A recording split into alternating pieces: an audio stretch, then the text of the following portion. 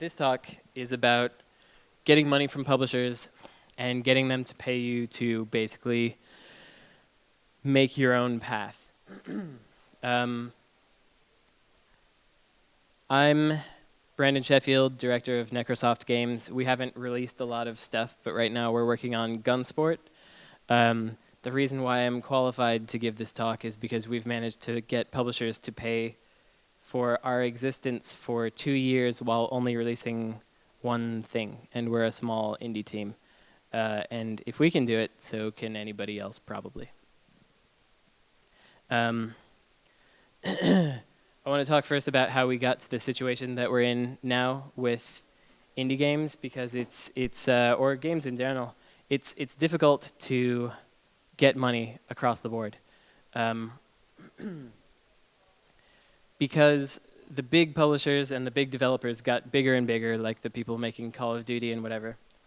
And the kind of middle tier developers disappeared. Meanwhile, indie developers were just doing stuff on their own, and some of those got early successes, like Minecraft or Braid and Castle Crashers on XBLA, and they wound up kind of filling that gap where the middle tier studios were before. So some of these indies actually started funding even smaller indies. Like you have Indie Fund now, or the Behemoth has their own fund, the guys that made Castle Crashers. So we're in this weird situation where big developers are being very safe, and small developers can do risky things. And this is a good time to be a small developer, because publishers want that interesting risk without taking a real risk that costs a lot of money. So this is what we're all going to talk about here. First case study is my game, Gunhouse.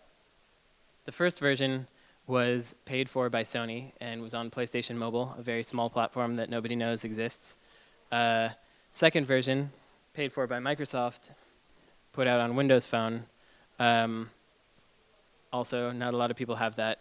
Now we're working on a third version that we will appeal to a broader audience and be able to be purchased by a broader audience, paid for by somebody, not yet to be determined. But the thing that we did here is basically what I'll be advocating, is we continued to deliver solid versions of a game on new platforms. So version 3 of Gunhouse is the final version that we always wanted to make. But first we made a small thing that we could afford to make with the budget that we got from Sony. And then we expanded on that and made it bigger and better with the version we did for Microsoft. And then for the final version, that'll be it. And essentially developing your game incrementally in stages and adding features and adding stuff this way is much more affordable and viable for a small studio, I think. So where should you get money? Seek out new platforms is my number one piece of advice. Like with PlayStation Mobile, they gave us money because they were new and they needed games. And NVIDIA, when they were pushing their Shield console, they were giving money to people because they wanted like 3D games that could show their Tegra chips power. Or a friend of mine did a Kickstarter and it failed, but they found it interesting enough because it had haptics. It would measure your heartbeat and other kind of analytics things for your body. And Intel thought it would be good for their RealSense camera, so they gave them a bunch of money, and that's how they funded their thing. So new, unproven technology is a great place to get your game funded. And also find smaller publishers or medium-sized devs who are funding. Our current game, which is Gunsport, which is this one back here, that is actually funded by Iron Galaxy, which is a developer and publisher who they put out Dive Kick, and they're currently doing Killer Instinct for Xbox One. And they're funding us because they made enough money on the things that they'd done. And so there's a fair amount of that out there, and smaller publishers like Devolver Digital as well. But then another thing to do is, like I said before, once you find a new platform to port your game to, try to get funding from them. And if you can't get funding, get marketing. And of course, in Europe, you have all kinds of development funds and local grants and stuff that I have no access to, and I'm very jealous. So some things to remember when you're making these kinds of deals. Number one, never give up your IP ever, because if you do, then you lose the only thing you have. I mean, you gain expertise and stuff, but with this model that I'm talking about, what you're trying to do is build up a portfolio of games that you can continue to sell and can continue to get money from throughout the life of your company. And you never want to give up your IP because, say, a bundle approaches you, like Humble or something, and they say, hey, we want to have your game in there, but your publisher is not interested, then you're screwed. You don't want to have to talk to your publisher when making decisions about what new platforms to come on and that sort of thing. You should also ask for timed exclusivity. All of these platform holders will definitely want you to just release your game on their console and that's it, because they want something unique. But when you ask, timed exclusivity is definitely something that they will give you. And then once you get that timed exclusivity, ask for less time. Ask for it to be shorter. Also ask for more money than you think you need, because you'll probably need it. When we did our first PlayStation mobile game, I knew what my kind of compatriots that were also making PlayStation mobile games were asking for, and I just asked for a bit more to see if I could get it, because the worst thing they can do is say no.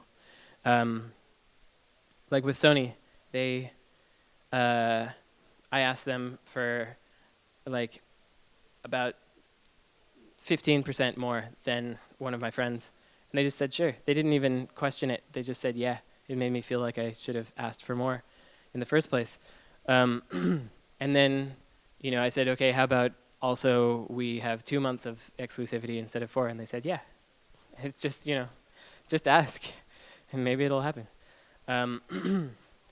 Try to get higher revenue share given to you in stages. So the way that we try to work most of our deals is from the beginning, like a 25-75 split, 75 to us.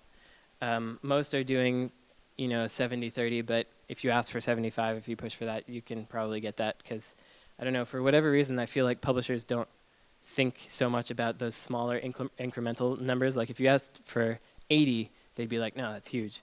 But 75, it's like some kind of psychological thing where they're like, oh, sure.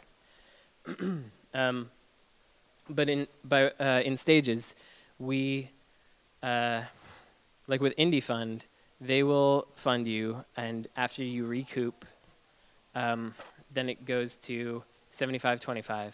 And then if you double their investment, then it's all back to you.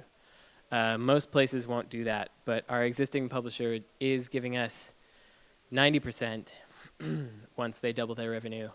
And that is there's a precedent set for that now. It is something established that people do. The reason I say aim for your budgets to be lower than the platform's average marketing budget is that, indie developers are kind of like a cool thing right now for publishers. It gives them some kind of cachet. If you looked at the announcement of the PlayStation 4 at E3, people said that Sony won that announcement because they had indies up there, and they're like, they actually care about real people. So if you think of yourself as marketing for them, that can actually help. And if a platform can't give you money, look for platforms that have large potential audiences or have good marketing support. So we are bringing Gunsport to two like Android console things. We don't think that we'll make any money there at all, but we do know that they're bringing the game to like E3, Penny Arcade Expo, Gamescom. So, across these two Android platforms that we're bringing it to, we save like $20,000 in exhibiting fees because they're exhibiting on our behalf. So that can be really useful. And you should try to get a hit early one way or another. And what I mean by that is try to impress a platform holder while they're still on the investment model. This doesn't have numbers on it, but you can basically tell what's going on here. This is the life cycle of a platform. At the beginning, they need users, so they want to give you money so that they can have software to get users. But once they've got a certain amount of users, they don't care about you anymore because now they know that that developers will want to come to them because the money is already there, because the users are there. But if you start a relationship with them early, you can ride that wave with them instead of starting like at the peak and not really having much of a leg to stand on. Yes. So how to survive while doing this is to scale small. We don't have offices. Everybody just lives in their house. I live as cheaply as possible, so does everybody else.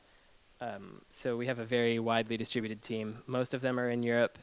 I'm in the US. We've got one guy in Uruguay. One of our composers is in Japan. People just live where they live. I feel like an office is almost a waste of money. But of course, there are a lot of challenges that come with that too. Definitely think about marketing and keep reassessing your financial situation.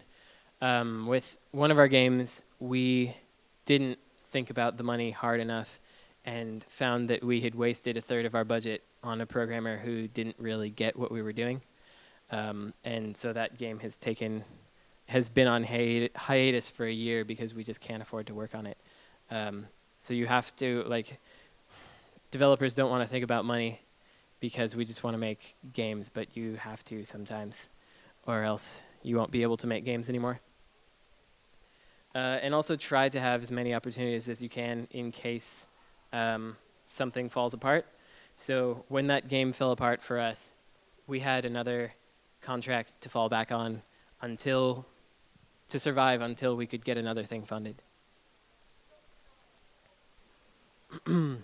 After you release your game, you should try to get someone to pay for the port, as I mentioned. Do that incremental release thing. And the reason these pelicans are here is because that came up on Google Images when I searched for post-release. I don't understand how that makes sense. Anyway, once you can put your game everywhere, you should do that because you never know where you're going to get a hit from or where you're going to find your audience.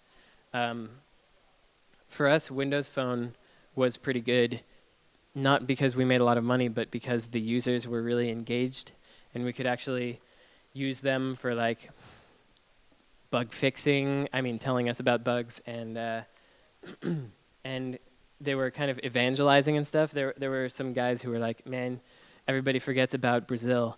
I want this game in Brazil," and so we put it in. I forgot to check a box, and I had to put a separate ratings thing in there, and then released it in Brazil. And then one of the guys who was asking for it started just publicizing it himself in various parts of Brazil because he was like, "Yeah, this is what happens when people listen to me." It's nice. Try to get into bundles, of course. Once your game has kind of stopped selling, it's a good time for that. And try to port old games to new platforms while you work on new stuff. We're continuing to port Gunhouse, the old version of Gunhouse, to new platforms and get a trickle of revenue as we work on new things, but we're only porting it to very small platforms that will not cannibalize our eventual large release. And of course, you should give revenue share to your contractors and your employees, even if you don't have a real office, because that's how you keep good people. So here is a list of publishers that are giving money and or marketing. Page 1 of it, I'll just go through a few of them. Indie Fund is pretty tough to get into, but they have a good model because eventually you get all the money from it if you double the investment. And Devolver is good, but they want very specific things. Let's see, who else is important here? Enkidu has a pretty good model for just marketing your game. They will not only do the marketing for you, they will train someone on your team to do marketing better. And I think that's actually quite nice. Enkidu, they're 4th from the bottom. These guys. Nicalis is a weird one. They like kind of Japanese-oriented games, but they often like to get a game early enough that they can adapt it into their own engine. So here's page 2. And here, some of these companies, like the Behemoth, you can't actually ask them for it, but if they see your game and they like it, they might give you money. Raw Fury and Sodesco are brand new publishers that I just found out about them like 2 weeks ago. Execution Labs is not one I would recommend, but if you want to do it, you can. They're essentially an accelerator who will take a percentage of your company for a small investment, which I wouldn't advise, but if you really, really, really need it and you need larger funding in the future, they will get you to venture capitalists in Canada and stuff. Oh, and also if you're making a game for a Windows platform or Xbox One, if you can do a crossplay thing with Windows 10, they'll give you like $10,000. It's not that much, but it's worth knowing. So a couple more little case studies, so you know this isn't just me. Hero Panda Bomber by Elite Apps. They're from Bratislava, Slovakia, and they basically made a Bomberman clone as a proof of concept and they decided to see if they could put it on the NVIDIA Shield, and it worked well. And NVIDIA actually really liked it and started, having a conversation with them, and as a result of this, they wound up getting featured on that store. And then because they were featured on that store, then others came to them, other kind of Android consoles with controllers came to them and said, hey, why don't you put this on our store and we'll feature you too. They didn't get funding, but they did get a lot of marketing push from just kind of going where the market was going at the moment. Not necessarily where the consumers were going, but where someone thought the market was going so they could get free promotion out of it. They have promised that the next time they're going to ask for funding too, because, NVIDIA has money. They definitely would have given money for it if it was something they liked enough. Dex from Dreadlock's team in Prague. This was a Kickstarted game, but they also they saw my talk in Los Angeles and then decided to just take my advice and go around to all the technology providers and say, hey, are you funding for anything? And they wound up finding a company who was willing to give them some money. And they took that and used it to make, were using it to make a small game, but then keeping the rest of the money to continue working on Dex. And I definitely advise doing that sort of thing. There was another guy I talked to who, he said, there is this company, they wanted to give me $50,000, but it wasn't enough to finish my game. And I said, well, does your game have, like segments? Does it have levels or anything? And he said, yeah, it's got levels. And I said, well, why don't you just give them a third of the levels? Like just finish as much of it as you can. If you have the mechanics done, just and you don't have all the content, just give them a smaller version of the game. And he said, well, but isn't that cheating them? And I said, no, what they just want a game on their platform. If it's short, that doesn't bother them. They just want a game, and if you can do it quickly, then they want it even more. And he could have then taken that money, and he would have had much of his game built, and he can keep building it for a wider platform in the future. So, to kind of sum it up, do take money from publishers and grants and funds, but do not give up your IP or any percentage of your company unless you have some like zillion-dollar idea free-to-play thing that you really think is going to happen. Do take risks, but do not use your own money to do it. I have used Sony and Microsoft and Iron Galaxy's money to make games that I want to make that others might consider a risk, or maybe not, but they might. And what I realized is that, do I have this slide here? Yes. The way that we were managing risk was not that we were increasing our chance of success, but we were reducing our chances for failure. I'll explain this a bit more. So this list came from a conversation I was having with Daniel Cook from Spry Fox. They make Triple Town and a bunch of other stuff. They work kind of in a similar way to me. And Daniel was saying that that companies need to assess their potential rate of success.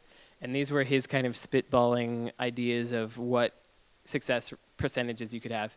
Big companies with huge pipelines, obviously, they're in sort of a too big to fail situation. Like, you spend enough money on Call of Duty marketing, it's going to sell.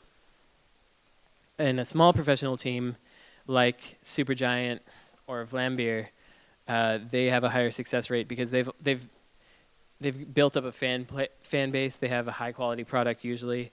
You understand how and why to buy it. So they have a pretty high success rate too. But there aren't a whole lot of companies like that. Prolific indies, the kinds that just make a whole bunch of games and don't really focus on making money, that would be people like SOS, I guess. They have maybe a 20% success rate, he says. Then non-prolific indies, who make a few small games with no focus on making money, have a success rate of 1% to 2%, he thinks. So my company would fall somewhere between the non-prolific and the prolific. So you might say that my success rate percentage is like 10 or something.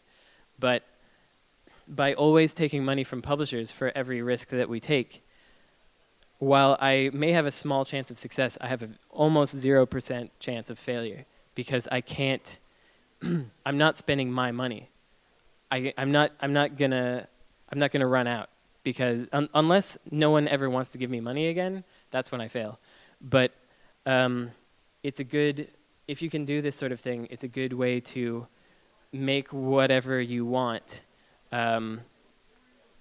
Without worrying too much about whether you're gonna fail and have to leave your house or whatever. Oh yeah, and students do not have a high success rate, as you can see. Yeah, so I have this is just a little extra thing that I have here. Since I'm in Poland, I did a report for the Polish government about Polish game developers and the risks and potential. And I made a couple mistakes with this, but there are some interesting stats here that I wanted to share. Like these first two, how many Polish game developers and publishers can you think of? The majority here, that's like more than 75% is between 0 and 2. And this was before I told them which games were made by Polish developers. So, but one thing that is nice about this is the second slide. It says if you knew a game was made in Poland before buying or downloading it, it would not change their opinion in any way. That's like 85%. And this challenges a perception that I have often heard when I have come to Poland and a lot of parts of Eastern Europe as well, where people say that they feel like there's a stigma against Polish games or Eastern European games, that like people have a bad opinion of them in general from like the 90s or whatever. But it appears that that is not the case at all, at least not anymore. And these were also interesting. What factors would you say would prevent Polish game companies from getting major recognition outside of Poland? And the number one was unaware of which developers are Polish, which is it's not that exciting. But the most interesting thing here is that the lowest ones were not enough innovation or lack of quality. So it shows that there is this was after people knew which games were Polish. Like, you know, I talked about Dead Island and The Witcher and all the obvious ones. So there's no perception. There's a perception of high quality with Polish games right now. As you can see in the second chart, it's either high quality or not sure are the two main ones. But not sure is, again, for people who don't really know Polish games that much. So yeah, that's the end. I thought I would leave time for questions if anybody had any of those.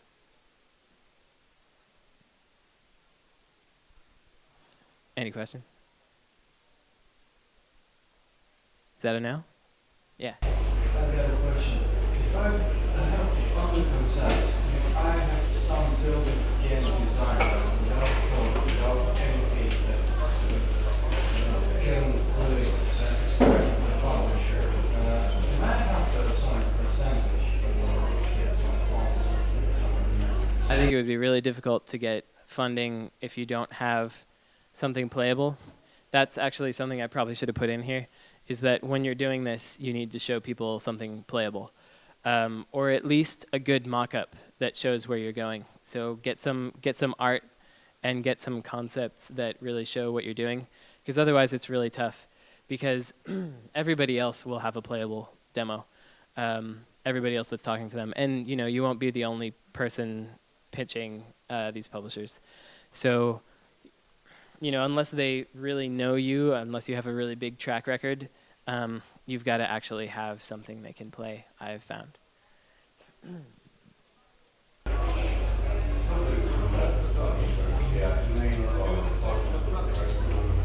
Yeah, so the best way is to contact them in person.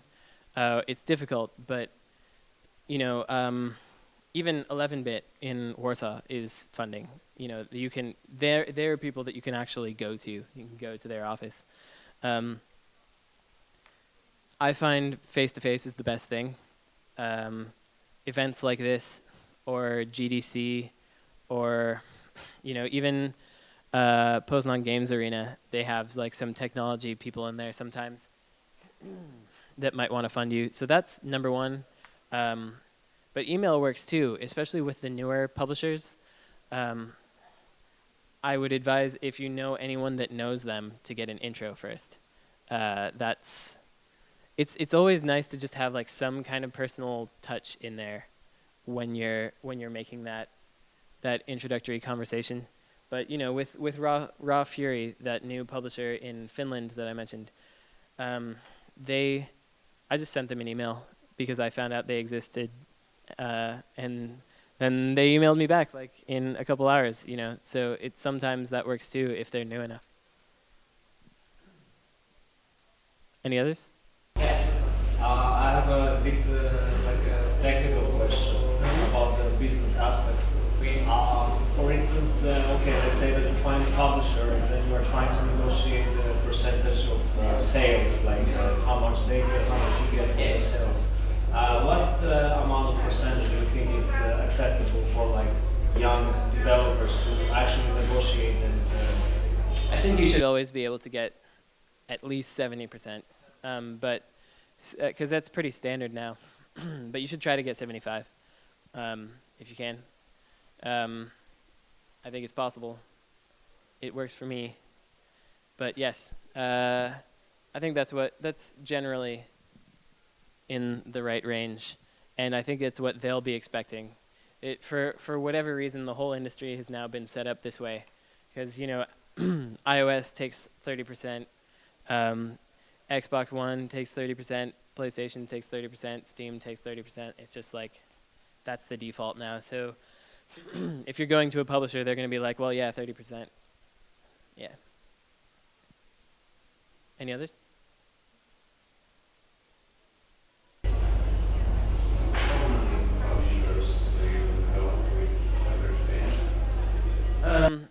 Well, for the first one, the answer is 3.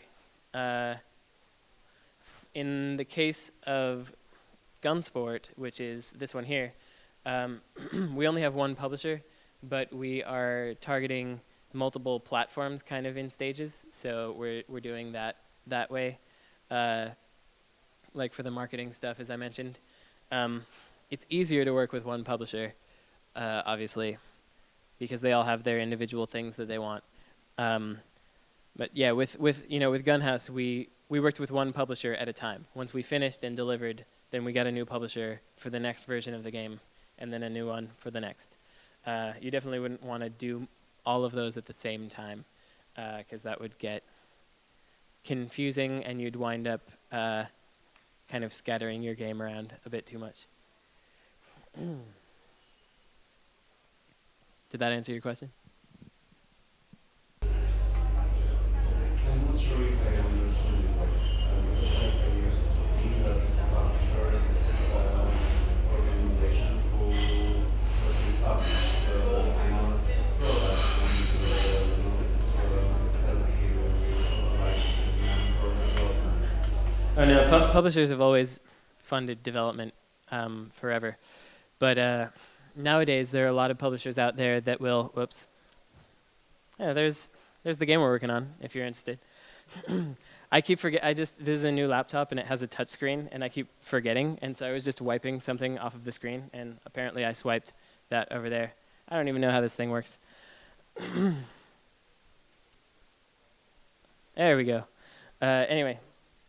There are publishers now that will try to say that they want a percentage of your money just for releasing the game, like a finished game, and I would say those people are stealing your money, because what do they really have to offer you? They may have a bit of a network. They may have some contacts with platform holders or something, but that's all stuff that you can do yourself. If you're willing to do the legwork, it's something that you can do yourself. And I feel like a lot of the publishers, especially the ones out of the UK, they're just, especially the mobile ones, they're just trying to get as many games as they can, so that eventually one of them will hit, and then that takes off. Like they don't care about what the games are. They just want to publish whatever garbage, and you don't want to go with a publisher like that.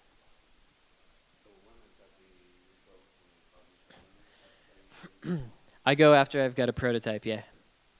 Let me see if I can get this. Right in here on this tablet, I have a thing that I've been showing around, and it's very obviously early. It's like a proof of concept more than anything. But yeah, it's like a little tactics game, and we just made it and proved that it worked, and just had the quickest art that we could get from a friend, and just this has been like when I tried explaining this to publishers before, they couldn't get it at all. But if you can just show them this thing, and it only took a week to make, if you can actually show them what it is, then and they can touch it and they can play it with you, then they understand it, like immediately, if you did your job well. Final question. Which will make publisher if you have agreed to dealing by funds, and is it easier for publisher give that funds or investment directly to you, or it will just be like a sponsor for your payments, for your designers, for your... Oh no, what they will do is they will give you money in milestone payments. So they'll give you like 30% of it at the beginning, and then you have to pay all your people yourself. Directly to you. To your bank account, yeah. Yeah. And then you have to sort out all the payment stuff from there. So the second question, which level of your responsibility and which parents as a publisher that you will spend that money in you? Yeah. Well, if you if they see that they will have some milestones that they expect from you, and if they see that you're not delivering it, then they'll cancel the contract, and then you owe them the money back. Like if you do a bad job, and you don't spend the money on that stuff, then you will have signed a contract with them, so you'll be legally required to give the money back if you screw up. Time to go? Okay. Go for it. Any more? Or is that it? Yeah. So, for instance, you said that you had like one publisher A, then you switched to publisher B. Was that on the same project, or was Same it project. Same project. So, Yes. for instance, like how did you conclude the deal with the publisher A to move to publisher B? Like what? They wanted a game. I gave them a game. And then for the next publisher, I said, I will give you, here's a game, treat it as a proof of concept. I will give you something better with more features and more stuff in it. Yeah, so it's like, here are the exclusive features for your platform. And then for the next one, it's like, well, now we've got this. And yeah, that's how you do it. The game is the same. It's just a new, better iteration of the game. It's essentially like using a publisher to pay you to make DLC. Yeah. Okay, so do you design the game with this model in mind? Or is it like you design whatever you want and then try to sell it to those platforms? It's more like I design whatever I want and then try to sell to those platforms. But it's, since I'm starting just with a prototype, then I can, once I find out how much a publisher will give me, I can sort of scale my expectations based on that. And so then it starts to be designing for the amount of money I have, or what I think I could do in the future. Like with Gunsport, we have a lot of potential for DLC with this game. I don't know if I can get someone else to pay for it, but it's a possibility. It's something that's out there that we could definitely do. If someone else wanted to invest, then that could happen. Thanks, everybody.